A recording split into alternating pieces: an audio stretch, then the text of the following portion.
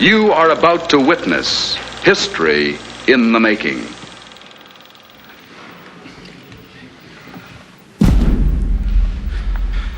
Señores claustrales, sentaos y cubríos. Ábrese la sesión. El señor secretario general leerá el acta de nombramiento de doctor honoris causa por la Universidad Complutense del excelentísimo señor don Rafael Mechulam. Decreto rectoral 4/2006 de 27 de enero disponiendo la concesión del título de doctor honoris causa de la Universidad Complutense al excelentísimo señor don Rafael Mechulam.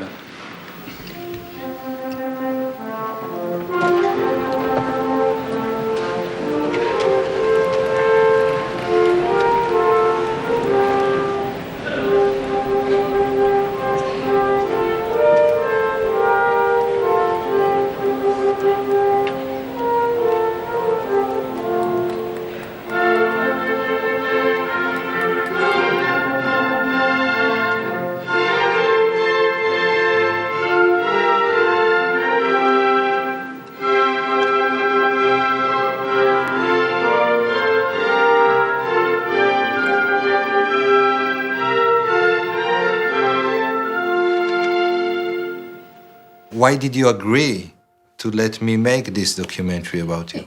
Well, unfortunately, I don't know how to say no. And when a friend asks me, I normally will say yes.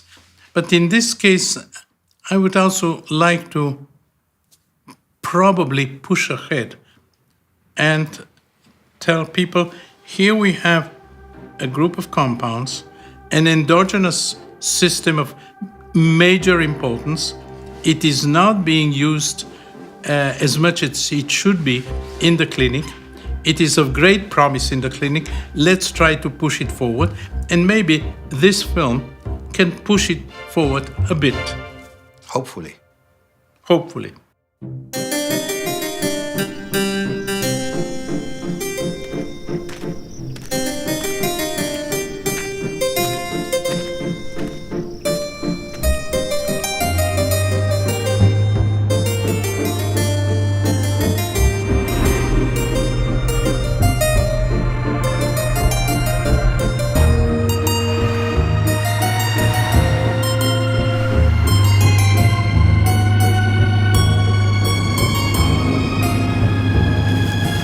So this is your daily way to work for the last, how many years?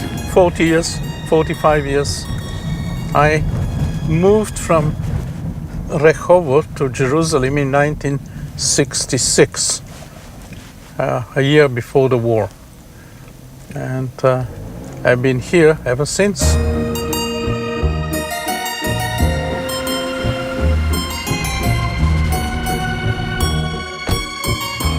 One of the topics that I decided to work on was the chemistry of the plant Cannabis sativa. Cannabis had been used for thousands of years, both as a drug as a recreational agent, but surprisingly, the active compound was never isolated in pure form. I decided, together with my colleague Yehiel Gaoni, to go and do research and find out what are the compounds present in cannabis, and particularly what is the active compounds present there. Well, a scientist should try to find topics of importance. And I thought that this is a topic of importance. I knew that the police have a lot of cannabis, hashish, that's being smuggled from the Lebanon, and after all the legal things were completed, they usually burn it. I was at the Weizmann Institute at that time, a very young person. I went to the director of the Weizmann Institute, the administrative director, and asked him, do you know anybody in the police who can supply hashish to us for research? So he called one of his friends, can you supply cannabis to one of our researchers? And I hear from the other side somebody shouting, is he, meaning me, is he reliable? And the administrative director, who actually almost didn't know me, said, yes, of course he's reliable. Let him come over and pick some hashish. I went over, I didn't have a car, took a bus, got 5 kilos of hashish, went on the bus, and people in the bus after 15, 20 minutes just started asking, what the hell is this smell, very unusual smell? I mean, I had 5 kilos of hashish in my bag going around. But I guess you're the only person in the world that took 5 kilos of hashish from the police and got away with it. Well, probably yes. It turned out that the police were not allowed to give us cannabis. I didn't have the permit from the Ministry of Health, therefore I had broken the law and the police had broken the law and we should go to prison. Well, it doesn't work that way. I went to the Ministry of Health and some of them were colleagues of mine and the others knew what I was doing. So I said, I apologize, I'm sorry, I won't do it again. Next time when I want hashish, I'll go to the ministry. If and when I needed hashish, I went to the Ministry of Health, I filled the form, I drank some coffee with them, they gave me the permit, I went with the permit every time to the police. The police, I drank some more coffee with them, and I got my hashish and went back to the lab. We started working on those 5 kilos of hashish. We didn't have a safe. It was just in one of the cupboards in the lab. Nobody really was that interested. So we started extracting it. We started using modern methods. Now, this is important. Up till the mid-60s, even before that, in order to find the structure of a compound, one had to do a lot of reactions. Then, and we were one of the first to do that in Israel, we found that by using the proper instruments, one could find the structure of compounds without doing a lot of chemistry. We put the compound on a column. It is absorbed here, if there are 2 or 3 compounds. This is the way we separated originally the compounds from cannabis. But that was many, many, many years ago. We separated about 10 or 12 compounds, and these compounds included the only one active compound. Active, we tested at that time in monkeys. I had a colleague who worked in a nearby institute, and he had a colony of monkeys, and he and his group indeed tested these compounds in monkeys, and surprisingly found that only one compound did anything in these monkeys. It sedated them. They didn't sleep, but they were sedated. On the basis of this particular observation, we decided there is just one active compound, and surprisingly, this is true to this very day. There is only one major active compound, which is named now delta-9 tetrahydrocannabinol THC, and this compound causes essentially all the hashish type, cannabis type effects that we know so well.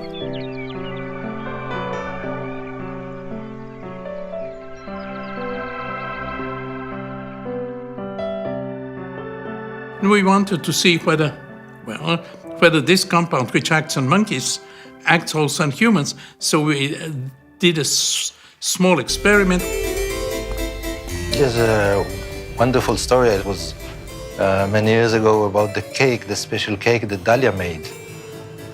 Well, that was the real testing of THC. We had a few of our friends take 10 milligrams of pure THC on a piece of cake that my wife prepared, and 5 took only the cake without the THC, and we compared the effects. None of us had ever used cannabis before. As a matter of fact, very few people had used cannabis at that time in Israel. All those that took the THC were affected, but surprisingly, they were affected differently.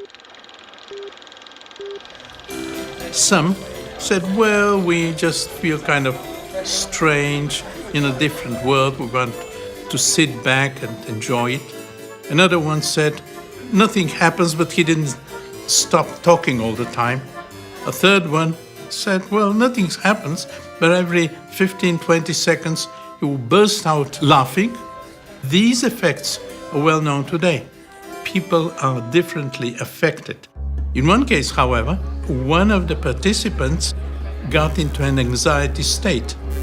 She felt, I believe, that her psychological guards, if you wish, were breaking down, and all of a sudden she was open to everybody. So she really got into an anxiety state. In some cases, we definitely see anxiety attacks.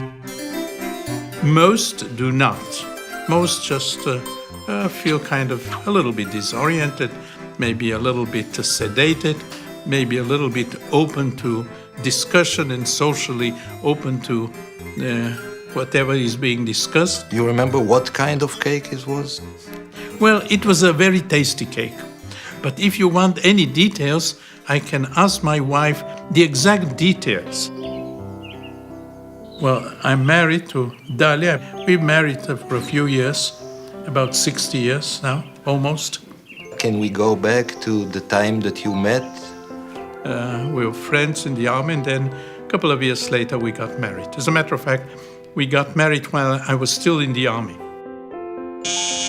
We lived in Tel Aviv, and I worked in Rehovot, and then 1966 we moved to Jerusalem, and we've been here ever since. Boker tov. In this particular apartment ever since. שלום, בוקר בוקר טוב. מה שלומך? סביר, סביר. אמנם מה אפשר לצפות מיום שמתחיל בזה שצריך לקום? I'm lazy and I forget things, and Dalia, I feel that Dalia has to be next to me if I want to survive on a trip.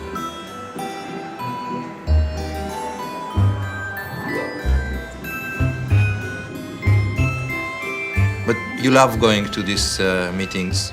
Well, meetings are useful in many ways. People learn what other people are doing and going to do.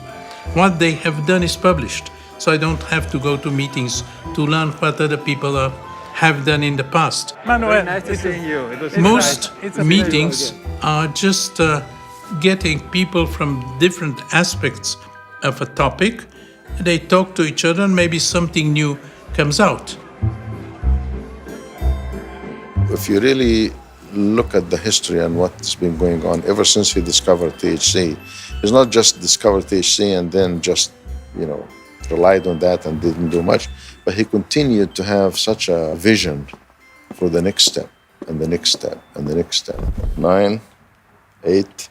Is that a test for whether I'm intoxicated or not? Yes. My name is Mahmoud A. El Soli. I am a research professor at the University of Mississippi. Cannabis is what I'm known for. Cannabis is a very old plant, a very old medicine, if you will, that people have used it for so many indications over the years. In the literature, marijuana has been used for all different types of things. One would say, well, this is crazy. There's no such plant that can, do all of this. And today, it's very easy to really go back to this old literature about the different indications for which marijuana was prescribed and find out that there is justification for that. Cannabis was used in the Middle East for thousands of years. As medicine. Who knows, maybe for other things as well. Many of the tribes at the time used cannabis. Assyrians used it for medicine, used it for excitation, as used it in religion. The Egyptians used it as medicine. Surprisingly, the Greeks and the Romans didn't know about psychoactivity, but they used cannabis as an anti-inflammatory drug. Cannabis in India was used by people who want to be delivered from all worries and care. Well, that's quite a good definition of anti-anxiety. We knew that cannabis had been used for epilepsy. In the past.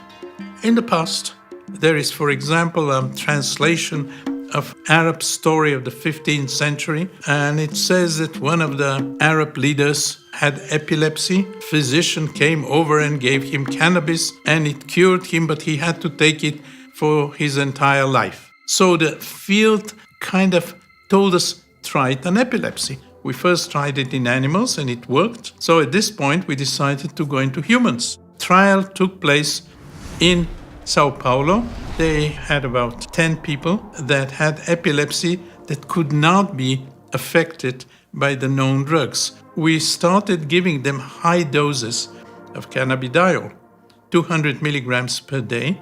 And you were producing the cannabidiol from hashish? For almost 40 years, we didn't produce it. We isolated it. We separated it from hashish. Hashish contains about 4%, 5% cannabidiol. So it is really quite difficult to isolate, to obtain large amounts, but we did that. We were happy to note that indeed they had no seizures while they were taking cannabidiol. And it was published, and nothing happened afterwards. So far, 34 years later, this is the only publication of cannabidiol in humans against epilepsy.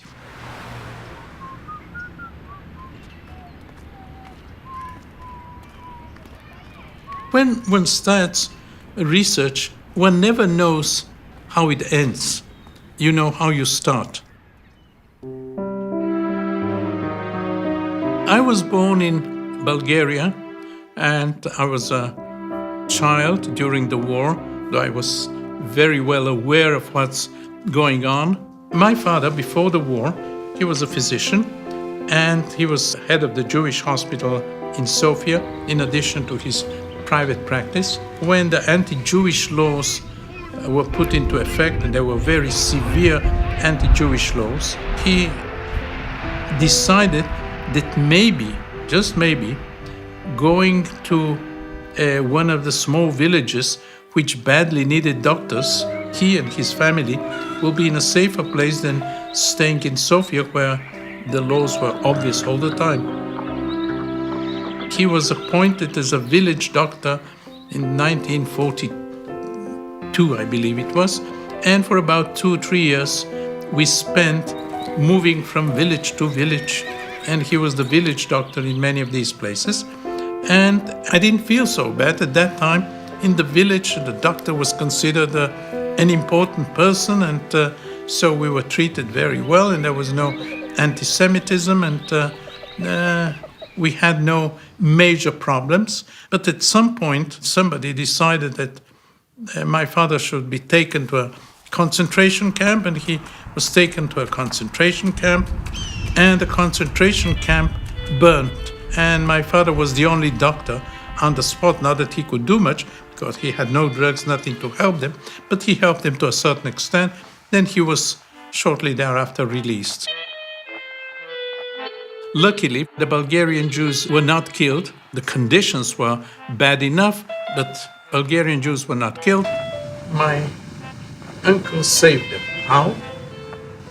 There was in the Ministry of Interior in Bulgaria, they were planning to send all the Jews to Poland, to the extermination camps. So the leaders of the Jewish community said, look, we have to know in advance what they're planning. My uncle was a young man, very representative, really everybody loved him. He said, you find one of the secretaries and become her lover, and she'll tell you everything. And that's what happened. So I have to write that sometime with a greater detail. So he knew, the community leaders knew exactly what was being planned several weeks in advance or even a month in advance. So they then tried to prevent it by talking to people in the parliament and so on. And the people in the parliament said, that's against the constitution and so on. How the hell did you know that they were going to do it? Oh, we just heard about it. After the war in 1948, 1949, most Bulgarian Jews came to Israel. We came 1949. I worked for a limited period of time as a land surveyor, and later I went into the army, spent a couple of years in the army doing research, as a matter of fact, research on insecticides, and I took my PhD degree on a topic, natural products related to biological problems. I did the same when I went to the Rockefeller Institute. When I came back, and I got a position at the Weizmann Institute, I was looking for problems that are in that field, namely chemistry problems related to biological problems. But why cannabis? You see, doing research in a small country with a very limited budget, my philosophy was that one should try to find out topics that are not being pursued by the major groups throughout the world. We cannot compete with them. It's obvious that we should try to find, by studying the literature, by thinking about important projects, we should follow research pathways that were not being followed by major groups. Nobody was working on cannabinoid chemistry. So we thought at that time that this is a project worth following. In 1986, in the introduction to cannabinoids as therapeutic agents, after summarizing the knowledge about the historical use of cannabis, you leave us with a question. Are we missing something? What is that thing? We knew a lot about the plant cannabinoids. They had been evaluated in the test tube. They had been evaluated in animals, to a certain extent in human patients, but nothing was known at that time about the mechanism.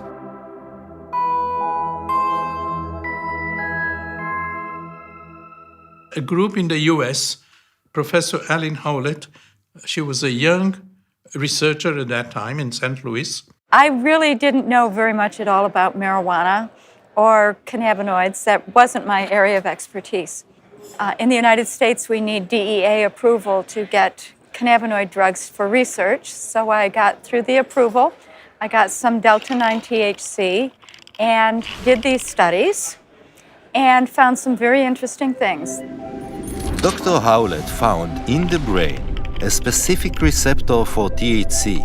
It was named the CB1 receptor, cannabinoid receptor number 1. Now that was a major discovery in the mid-80s. So here we had, for the first time, an indication that THC acts on a receptor.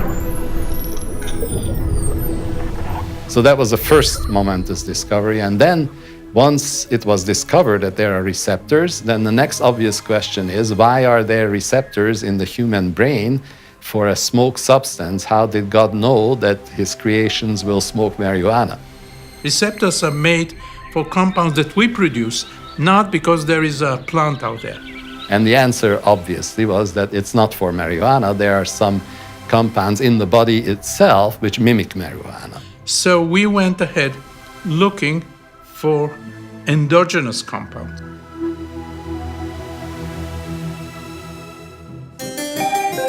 In my lab, there were 3 collaborators who contributed a lot in this research. My name exactly is Lumír Ondřej Hanuš. I went for socialism in Czechoslovakia.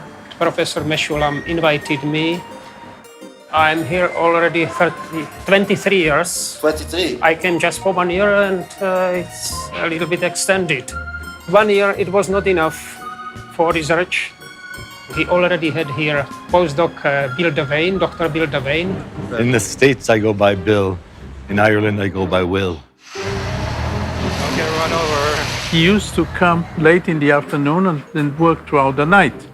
And Aviva Breuer, she worked with me in the lab for about 30 years. She still works with me in the lab. She used to come early in the morning. So sometimes they would meet here.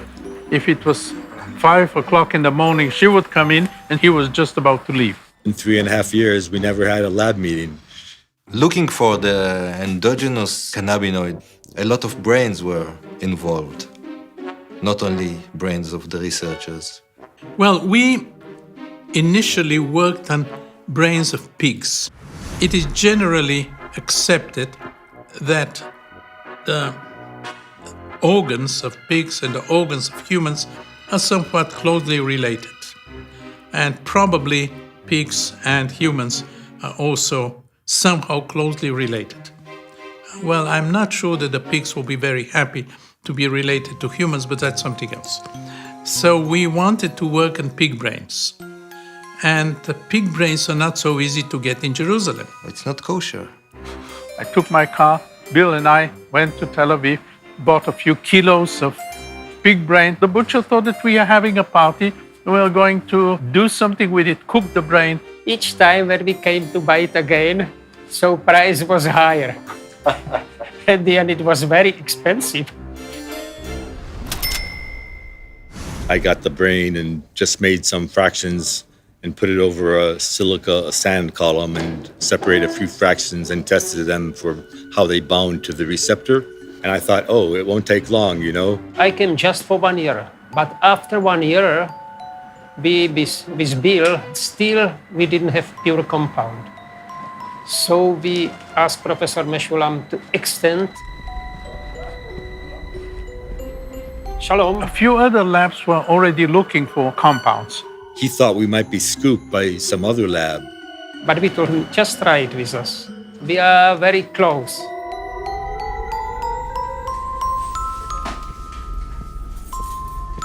And after about 2 years, we found in extremely low amounts. It was only like a few droplets in the end of a little test tube.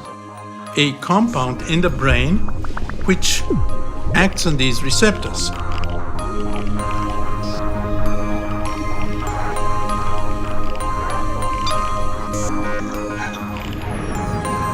And of course, as with every important discovery, no single lab usually has all the expertise. So Rafi was such a well-known figure in the field that he was able to put together a team of outstanding colleagues, including Roger Pertwee. I'm professor of neuropharmacology at the University of Aberdeen. Considered one of the top experts in cannabinoid receptor research. But they then needed to see whether it behaved like we expect a cannabinoid to behave. So we just developed a new assay for doing that.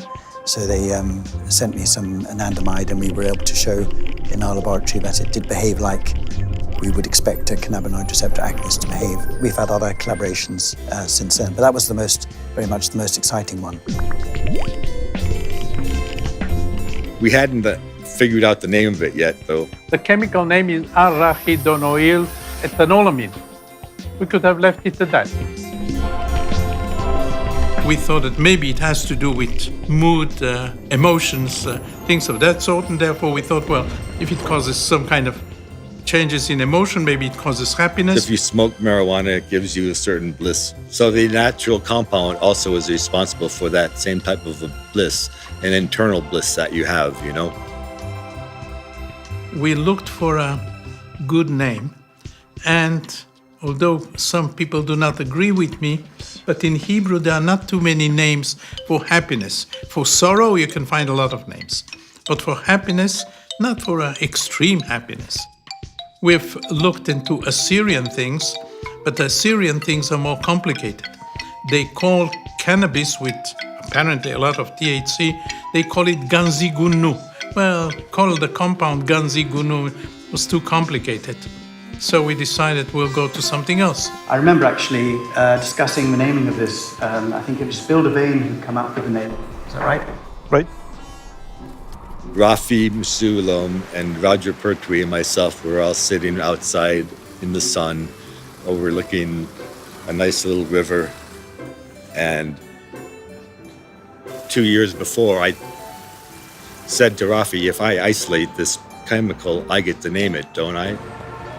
Bill was interested in these Sanskrit stories, and he found that Ananda is bliss, delight. People who know me know that I study Eastern philosophy, and I know lots of Sanskrit words, you know. Ananda means in Sanskrit supreme joy. Professor Meshulam said, you know, it can be a good, it will be a part just on chemical nature of this compound, and because it's ethanol amide. So we did Ananda and amide, so it's anandamide. Even in the print form of a dictionary, the Collins Unabridged English Dictionary, and I bought one for my sister and gave it to her, and it's in the dictionary. Anandamide. Yeah. They made this discovery and published in this landmark paper, and its importance is illustrated very well by the fact that it's one of the very few papers in the biomedical literature that has been cited over 2,000 times since its publication. They even don't cite it anymore because it's considered such a well-known thing, an obvious thing, that they don't even cite our work anymore. They mention anandamide does A and B and C. It turned out that there is a whole system in the body which is involved around anandamide, and this in many respects parallels important systems that the body relies upon them. And this system is called now the endocannabinoid system, and a huge number of researchers are involved in investigating this system from many aspects. I'm a full professor of biochemistry. The basis of my work was to understand how the nervous system works. I usually go by Dr. Mary Abu. The CB2 receptor is we're trying to discover how the world works, or in our case, how cannabinoids work and how the brain works. Are there additional receptors? We know CB1, CB2 are receptors. And you see a difference between the oral administration versus the smoked form, which is a very similar. In this model, we found that activation of CB2 was effective. A compound which we haven't managed to isolate yet, but we strongly believe exists. The endocannabinoid system is complex, it's very challenging. If the animal, during the time-out period, is still pressing the lever, is because he has lost the control. It's just perhaps not easy to describe, actually, how... You know the beginning? It says, nel mezzo del cammin di nostra vita mi ritrovai per una selva oscura, che la dritta via era smarrita. How all of a sudden the poet found himself in a strange place, a black forest. Selva oscura is a black forest, and he was lost. But thanks to another poet, that is Virgilio, a famous Roman poet, he found a guide through the hell to the paradise then.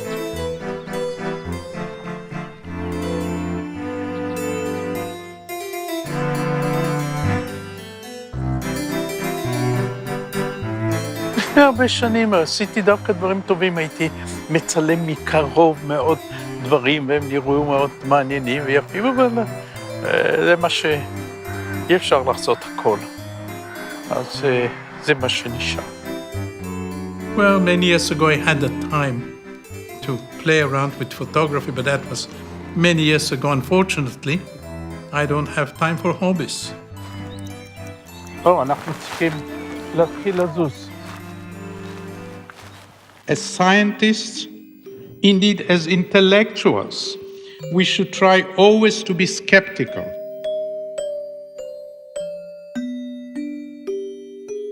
So in 1995, you had an idea of testing THC on children. It has been known for many years that cannabis can lower the effects of anti-cancer drugs. Anti-cancer drugs, many of them, cause terrible side effects.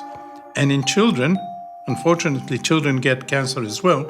Children vomit and want to vomit, have nausea. They're really in a bad shape. And they cry all the time, and their parents are in a bad shape. Luckily, most of their children can be cured of the cancer, but the treatment is absolutely difficult. We wanted to do a clinical trial in children.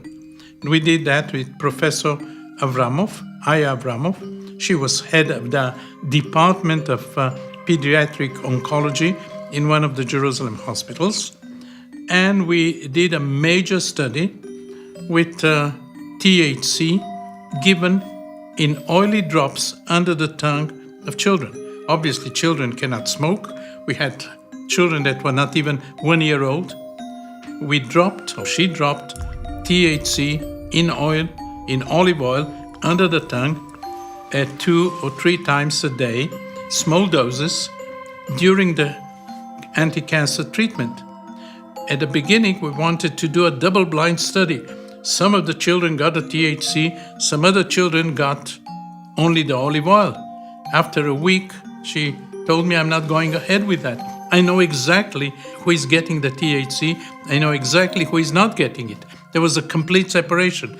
Those that didn't get it continued to vomit. So she went ahead doing an open study, and she gave THC, pure THC, under the tongue about 400 times, which means that those that were involved in the experiment got it every time they were treated with whatever they were being treated.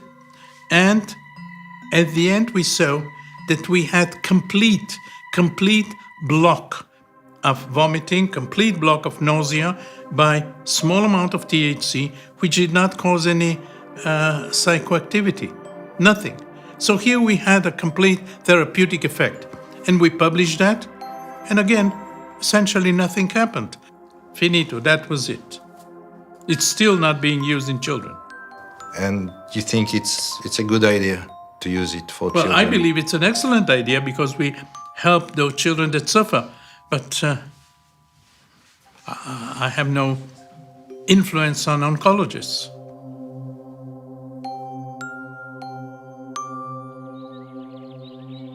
If there is a cancer patient who's got pain and that pain is not being controlled well by other kinds of drugs, they're on cancer chemotherapy, they're vomiting, I think it's unethical to withhold a drug from them that can be very useful to help them in their pain management and in their ability to cope with their disease.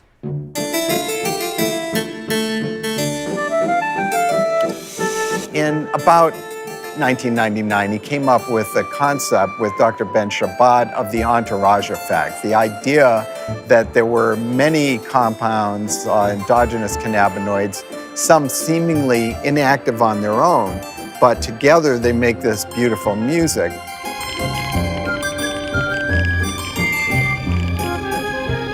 They create an entourage effect that greatly increases activity.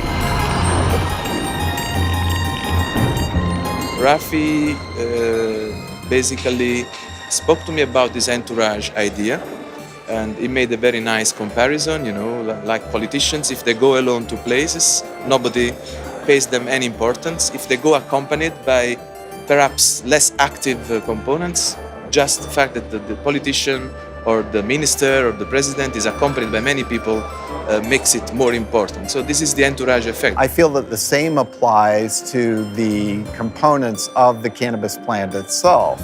And so many of these are what are called minor cannabinoids, contribute to an overall effect that you cannot produce with a single molecule.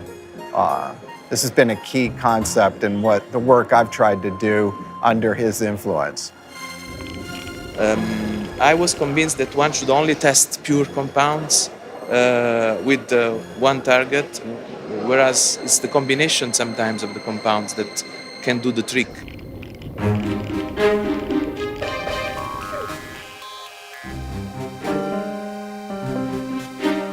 A very serious group of researchers has recently published a paper saying that the endocannabinoid system is involved in essentially all human diseases.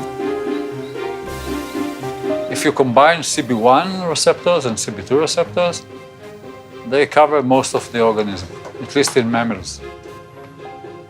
We are mammals. We are mammals. Okay. But when you talk of mammals, you talk of horses and dogs and mice and rats and rabbits and lions and... We all share the endocannabinoid system. I believe so. I believe so. And it has been demonstrated in many species. Because now suddenly everyone has cannabis in their bodies, or everyone has a cannabinoid in their bodies, so it can't be bad. These molecules that we all have are so critical from the birth to the death of each of us in health and disease. He suggested that endocannabinoids in the milk of mothers actually may contribute to the hedonic effects of the milk. And it turned out to be Always true, actually. So he has a great vision. And then I know that he suggested to Itai Bab that he should look at the bone. Why would anybody in the world, actually, without preconception, look at bone development? רגע. כמובן דש לדליה. We're going to my lab. We can go through the bigger entrance. Or to the small entrance here. My name is Professor Itai Bab. I am the director of the Bone Laboratory at the Hebrew University of Jerusalem. We're going to see now the cannabinoids in bones? Yes. Okay. So you do have a laboratory here. You've been here. We have discovered the skeletal endocannabinoid system. These are osteoclast cultures. Osteoclasts are cells that break down bone. Okay. So she is analyzing the effect of cannabinoids on the number of osteoclasts. This is the growth engine, which is similar in mice and humans. You see here the brown cells, these are CB1 receptors, these are C receptors in the engine. We've got a lot of research now going on because now we know there are CB1 and CB2 receptors in those kinds of cells that either help degrade the bone or help rebuild the bone. In this day and age, people are living, women beyond menopause, men well into old age, and we're going to have to think about how to preserve those bones so they can last another 40 years after menopause.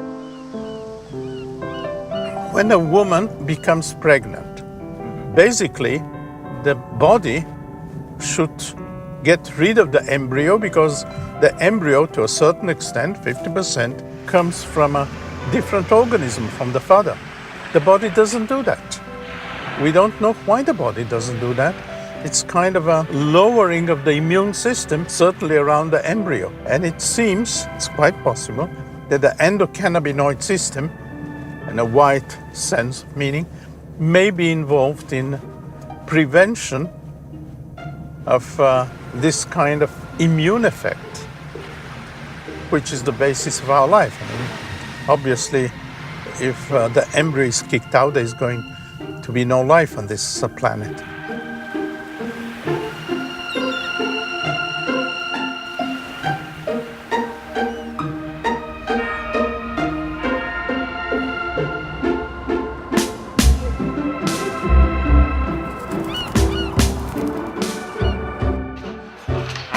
You're checking in then, sir? Yes. I need you to fill in all this here, okay? According to your whimsy.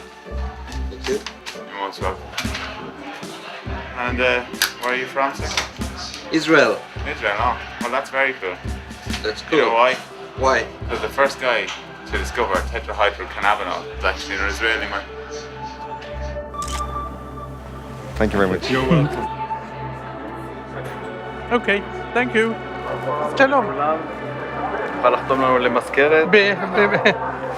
הנה, אפילו הבנות רואות שאתה מתחיל להיות סלב כבר. You are named as the grandfather of cannabis research or cannabis Well, I'm a research. grandfather of 7 grandchildren, and I'm very happy with them. So you're not accepting the title, the grandfather of cannabis research? We started research when essentially nobody was doing research. So if this is the grandfather, okay, so I'm a grandfather.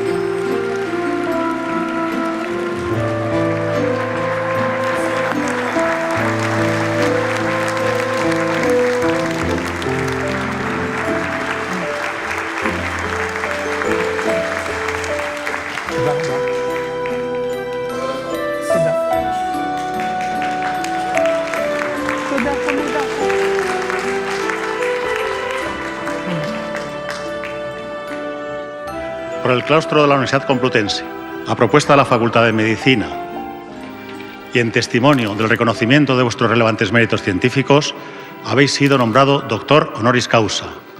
En virtud de la autoridad que me está conferida, os entrego dicho título. Works on the ego. Obviously, people are happy to get an award, that people recognize their work. Definitely, I mean, it would be silly to say that I don't care. Yes, definitely I care, like anybody else. Os impongo como símbolo el birrete laureado, antiquísimo y venerado distintivo del magisterio, llevadlo sobre vuestra cabeza como la corona de vuestros estudios y merecimientos. I've received quite a few awards in different places in the world. Recibid el libro de la ciencia que os cumple enseñar, difundir y adelantar, y que sea para vos significación y aviso de que por grande que sea vuestro ingenio fuere, debéis rendir acatamiento y veneración a la doctrina de vuestros maestros y predecesores. In Israel, I got the Israel Prize, the Rothschild Prize, other prizes. Got important prizes in Germany, in the US. Had awards in the Czech state. Recibid el anillo que la antigüedad entregaba en esta venerada ceremonia, como emblema del privilegio de firmar y de sellar los dictámenes, consultas y censuras de vuestra ciencia y profesión, así como los guantes blancos, símbolo de la pureza que deben conservar vuestras manos, uno y otros signos también de la distinción de vuestra categoría. I've had honorary doctorates, one in Spain, one in the US, one in Israel. Porque os habéis incorporado a esta universidad, recibid ahora, en nombre de su claustro, el abrazo de fraternidad de los que se honran y congratulan de ser vuestros hermanos y compañeros.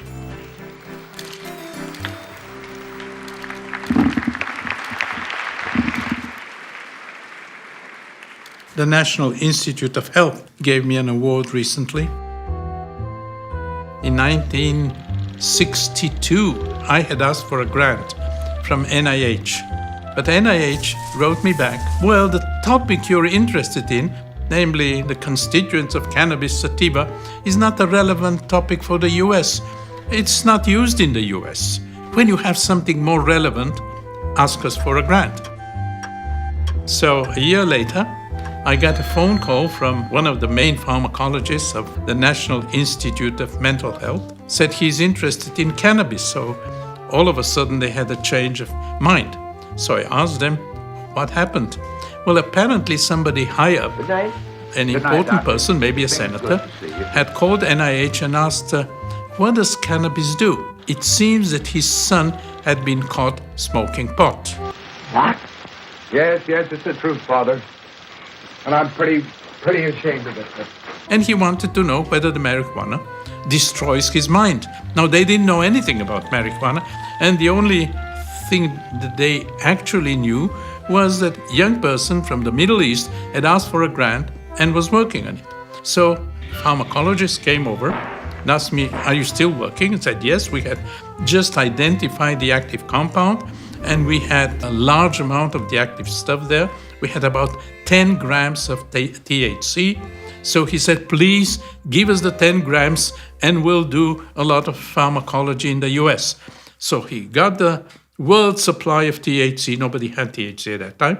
Got the world supply of THC, took it to the US. Actually, he probably smuggled it because I don't think that he had a license so he could take it to the US. But then, of course, nobody was looking for THC. It was not a known compound. So he took it to NIH. And for the next couple of years, most of the research in the US on THC was done with material supplied by us, those grams that they took. And for many years, nearly 40, 45 years, I was supported financially by the National Institute of Health. And they never interfered with my research.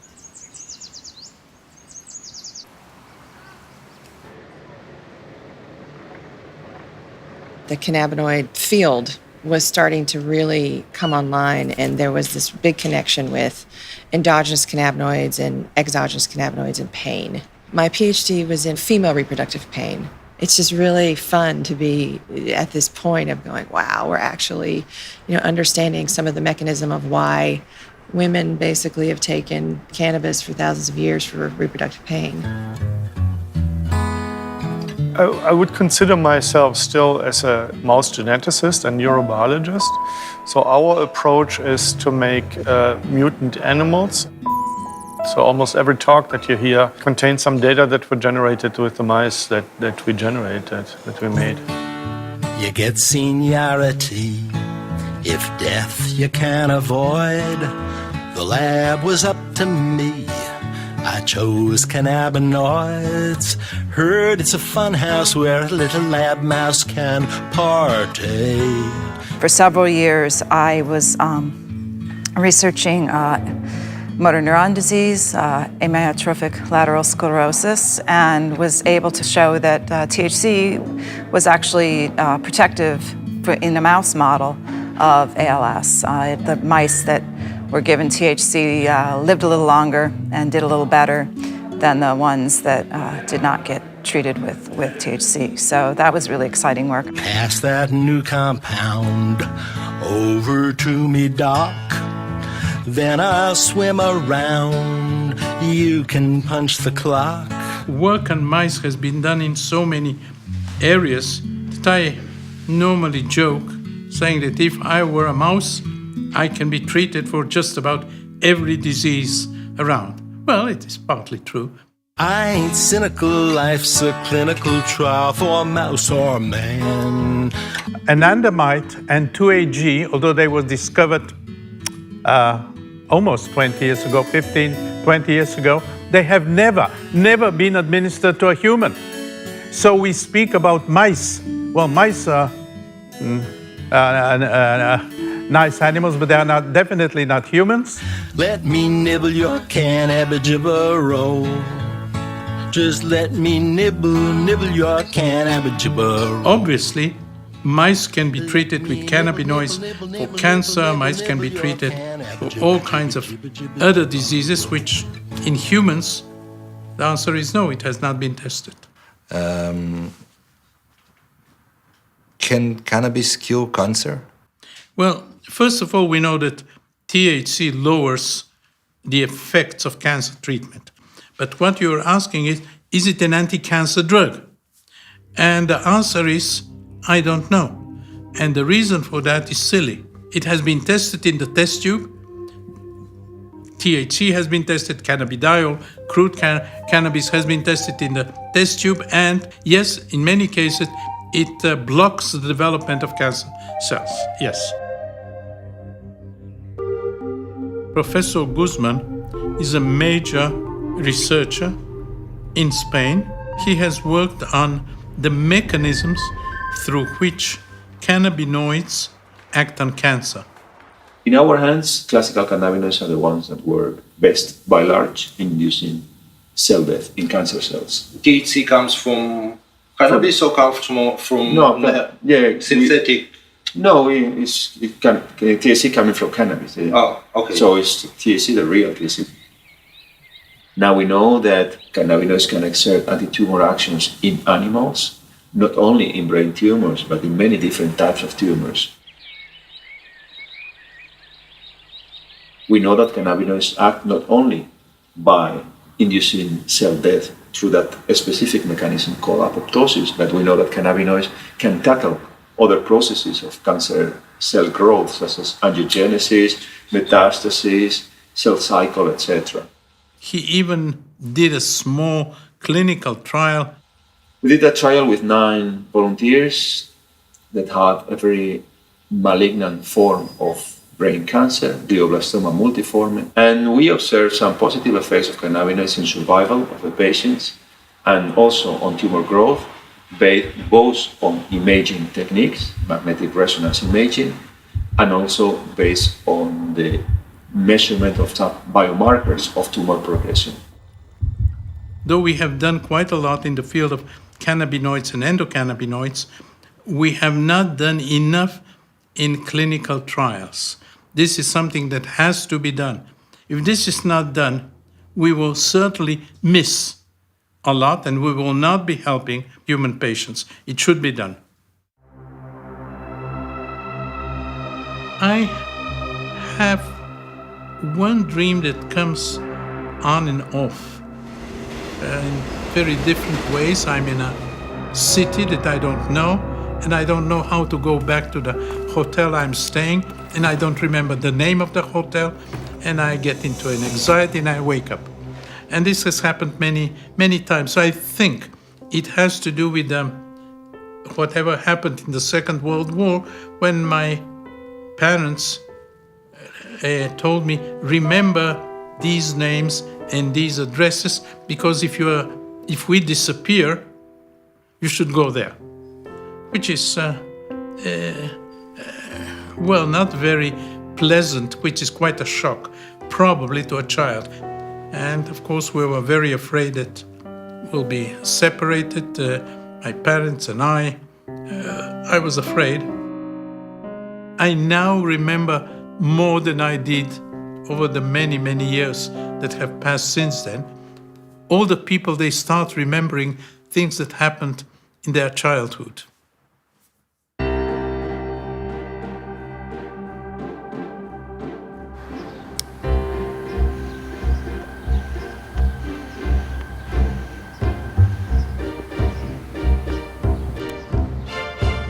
At one point, somebody decided that it is worthwhile testing cannabis with relatively high doses of THC, I believe, in people that are Alzheimer or Alzheimer-like patients.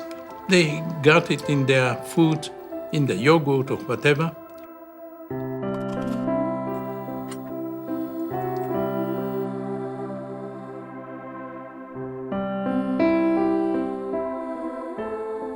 Some of them, I believe, not all of them, but some of them were in a better shape. Some of them started speaking, their eyes became brighter. In one case, an ex-writer started writing again. In another case, a woman said, I feel fine, and went home. So it seems to be helping the symptoms of Alzheimer or senility.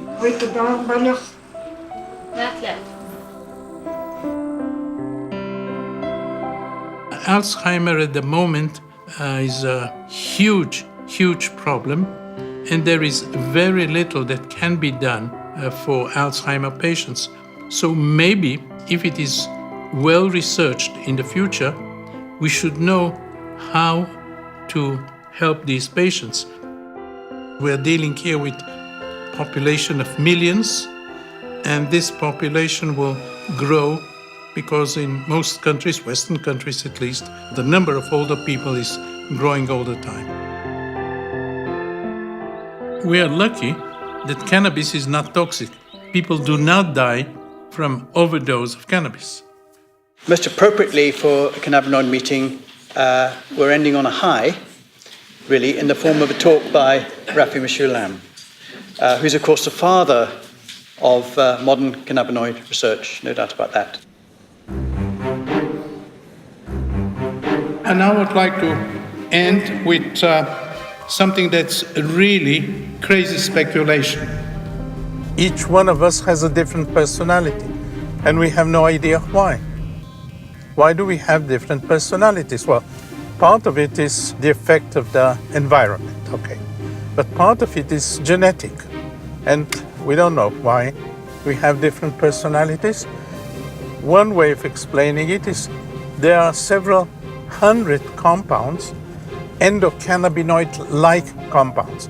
They are like anandamide in their chemical structure that are present in the brain, and it is quite possible that each one of us has a different, slightly different level of these compounds. This is genetic. This is based on the different DNA of everybody, but DNA doesn't affect the personality. It is the compounds that are formed from DNA through RNA to proteins and peptides and secondary compounds. So it is quite possible that differences in the endocannabinoid system and the cannabinoid-like system can have something to do with the different personalities. Well, that's a very complicated story, but it may work.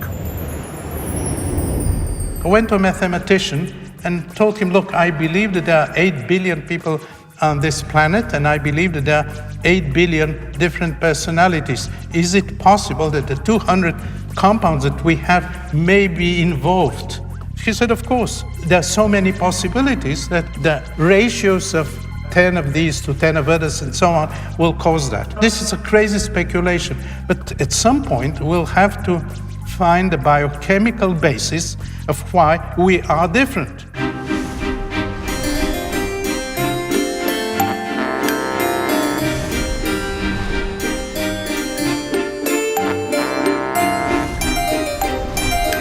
Many years ago, when I had an administrative position in my university, I was rector, I was told never give an after-dinner speech before the dinner. And I sincerely apologize for doing so now. He used to get the hash from the police, and we used to chop it up in the lab. It's 555 nanometers, and it's the healthiest for your eyes. This is from cannabis. If you are in the nature green, it's the healthier. Yes. It's 555 nanometers. Popular media is very powerful and very convincing. We should try to go to the basis of these media presentations and be convinced that the facts support the conclusions. This is true for every sphere of life and certainly for every scientific area. And I want to thank many of my collaborators. We've drank coffee many, many times. I believe that the next paper will be drinking coffee as a scientific method, and we. So if Viagra can get the Nobel Prize, why not pot?